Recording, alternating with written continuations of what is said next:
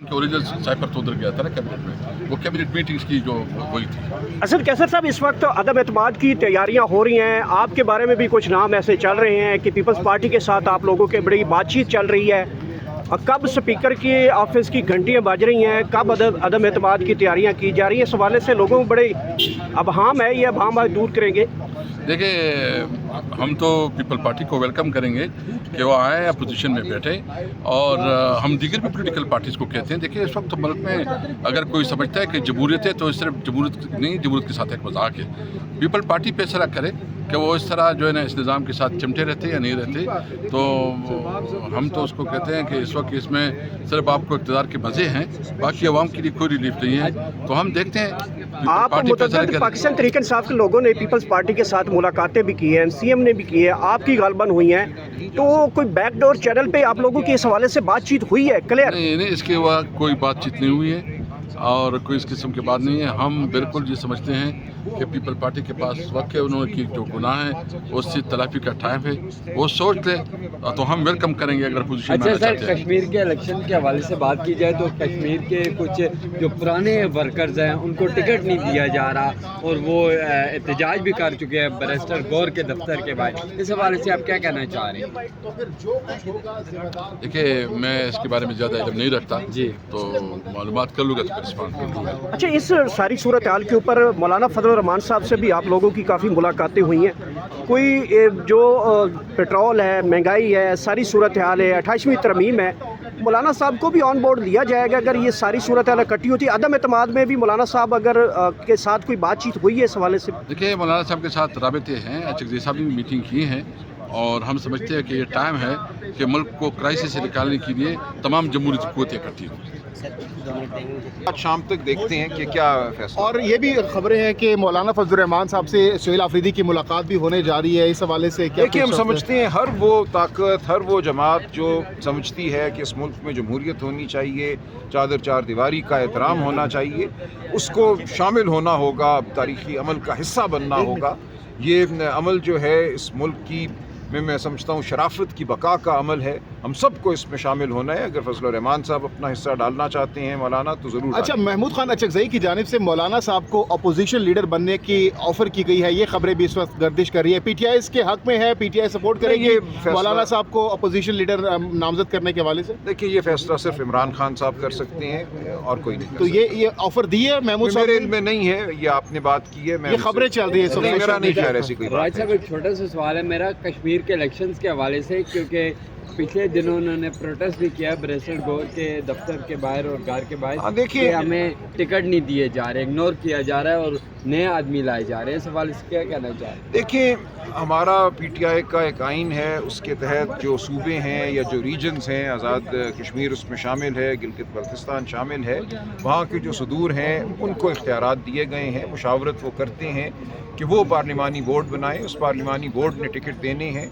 तो ये होता है, जब भी इलेक्शन आता है कुछ लोगों को टिकट मिलते हैं, कुछ को नहीं मिलते, हमेशा खफकी होती है। अच्छा, तो ये एक मामूल की बात। अच्छा, पीपल्स पार्टी और पीटीआई के दरमियान पे दर पे मुलाकातें हो रही है, गवर्नर केपी के और सुहेल आफरीदी की भी मुलाकातें हो रही हैं, बड़े खुशगवार विजुअल्स आ रहे हैं इस वक्त, तो क्या कोई इत्तेहाद होने जा रहा है या कोई बैकडोर मामला चल रहे हैं पीटीआई और पीपल्स पार्टी के? कबल वक्त है, जैसा कि मैंने कहा कि अगर पीपल्स पार्टी वाक़तन ये समझती है कि इस मुल्क में एक ऐसी तरमीम लाई जा रही है, 28वीं तरमीम, जिससे सूबों के हुकूक मुतासर होंगे, जिससे इस मुल्क में जबर जो है उसको इस्तेहकाम मिलेगा, नौजवानों के जमहूरी हुकूक जो हैं उनको सल्ब किया जाएगा, मैं समझता हूँ उनका फ़र्ज़ है, अगर वो अपने माजी से कुछ भी कोई ताल्लुक़ रखते हैं या अपने उन नारों से ताल्लुक़ रखते हैं जिसकी बुनियाद पे वो उठे थे, तो आज वक्त है कि वो खड़े हों पाकिस्तान की आवाम के साथ। पीटीआई आज खड़ी है पाकिस्तान की आवाम के साथ, और जो कोई भी अपने नारों का मान रखना चाहता है, अगर नारों से बढ़ के कुछ करना चाहता है, तो उसको इस अमल में शामिल होना होगा। जो एतमाद का वोट है वो कहा जा सकता है हुकूमत को लेने के लिए आने वाले दिनों में अदम एतमाद की कोई तहरीक लाने जा रही है अपोजिशन पार्टी? ये सब कुछ कबल अज़ वक्त है, अभी हमारे सामने कोई वाज़ेह बात नहीं है कि पीपल्स पार्टी का या और जमातों का क्या रवैया होगा। जब ये बात वाज़ेह होगी तो देखेंगे। शुक्रिया।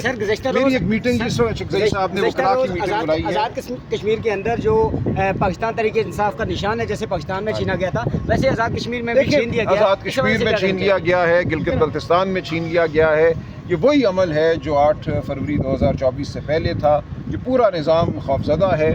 تو آزاد کشمیر میں پارٹی کو رجسٹر نہ کرنا، گلگت بلتستان میں ایک رجسٹرڈ شدہ پارٹی کی رجسٹریشن کو منسوخ کر دینا، یہ شرمناک باتیں ہیں. سر پاکستان تحریک انصاف کا اس پہ کیا موقف ہے، اور دیکھیں ہم کیا سمجھتے ہیں کہ آزاد کشمیر کے الیکشن میں کیا فرق پڑے گا؟ دیکھیں ظاہر ہے اس کا اثر ہوتا ہے، لیکن ہم اپنے جمہوری حقوق کے لیے کھڑے ہیں. جیسے 8 فروری 2024 کو پاکستان کی عوام نے فیصلہ کیا، اسی طرح حقیقی فیصلہ آزاد کشمیر کی عوام، گلگت بلتستان کی عوام کرے گی. سلمان اکرم راجہ صاحب صرف اتنا بتائیے گا کہ پرسوں کیس کی سماعت ہے القادر ٹرسٹ کیس کی، اس حوالے سے سلمان صفدر نے کو وارننگ جاری کی گئی، غالباً انہیں سختی سے کہا گیا ہے کہ وہ عدالت پیش ہوں، جبکہ سلمان صفدر کی جانب سے موقف تھا کہ وہ عمران خان سے ملاقات کے بغیر اس کیس میں نہیں آئیں گے. صاحب کا موقف بالکل درست ہے.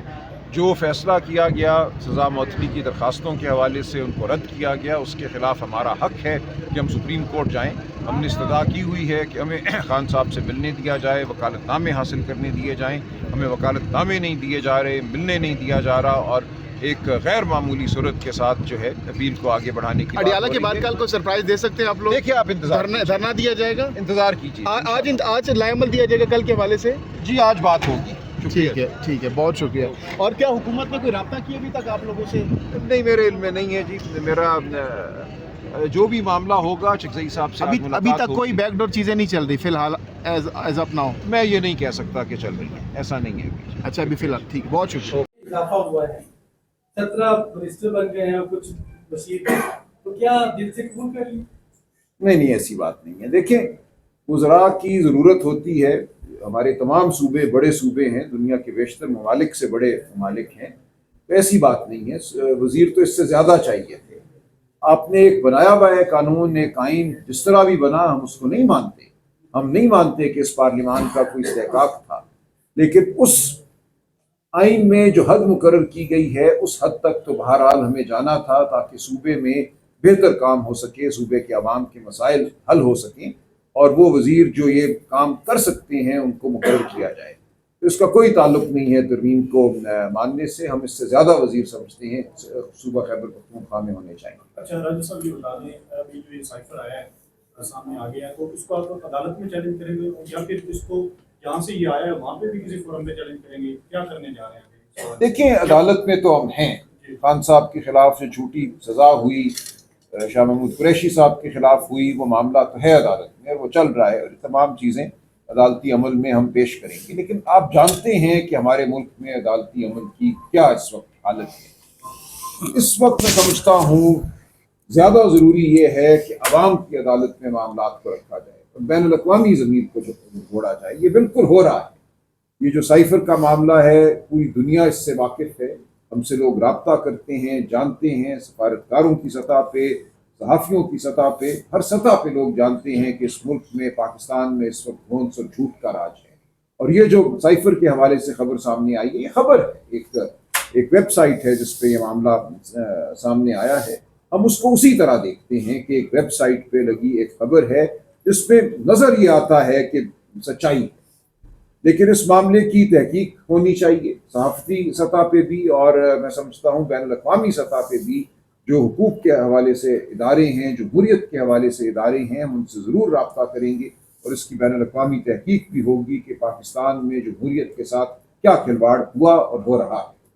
سر یہ بتائیے گا کہ آج ایک سیاسی جماعت نے آئینی عدالت میں پٹیشن دائر کی ہے مہنگائی اور ٹیکسز کے خلاف، جبکہ پی ٹی آئی اپوزیشن ہے، اور پی ٹی آئی کی جانب سے ابھی تک عدالتوں میں کوئی پٹیشن مہنگائی کے خلاف یا روڈ پر کوئی پروٹیسٹ سر نظر نہیں آ رہے.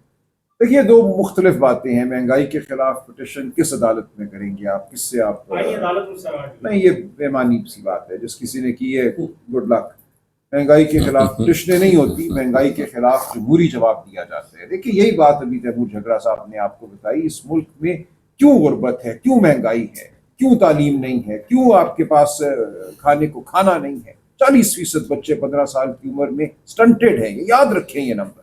ان کے ذہن اور ان کے جسم ان کی عمر کے لحاظ سے سکڑے ہوئے ہیں تمام عمر کے لیے.